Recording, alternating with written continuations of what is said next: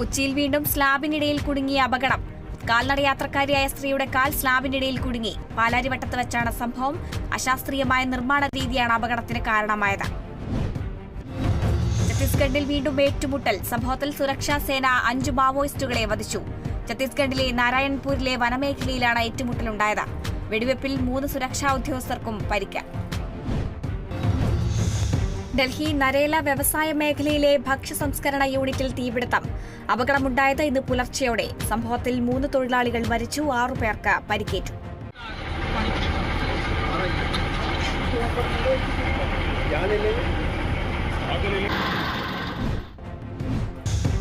തിരുവനന്തപുരം നഗരൂർ പഞ്ചായത്തിൽ വീടിടിഞ്ഞു വീണ് അമ്മയ്ക്കും മകനും പരിക്ക്. കനത്ത മഴയിൽ വീടിന്റെ മുൻഭാഗം പൂർണ്ണമായും തകർന്നു വീഴുകയായിരുന്നു. ഇരുവരും തിരുവനന്തപുരം മെഡിക്കൽ കോളേജ് ആശുപത്രിയിൽ ചികിത്സ തേടി.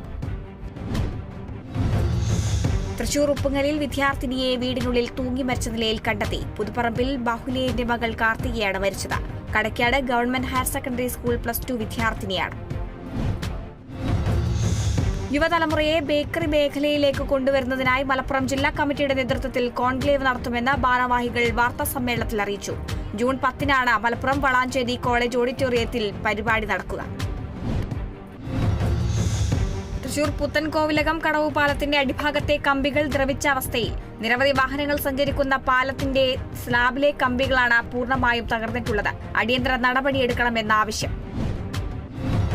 കുഞ്ചാക്ക ബോബൻ, ഫഹദ് ഫാസിൽ എന്നിവരെ പ്രധാന കഥാപാത്രങ്ങളാക്കി അമൽ നീരദ് സംവിധാനം ചെയ്യുന്ന പുതിയ ചിത്രത്തിന്റെ ഫസ്റ്റ് ലുക്ക് പോസ്റ്റർ പുറത്തിറങ്ങി. ഇരുവരുടെയും കഥാപാത്രത്തിന്റെ ഗെറ്റപ്പാണ് റിലീസ് ചെയ്തത്. ക്രൈം ത്രില്ലർ പശ്ചാത്തലത്തിലാണ് സിനിമ ഒരുക്കിയിരിക്കുന്നത്.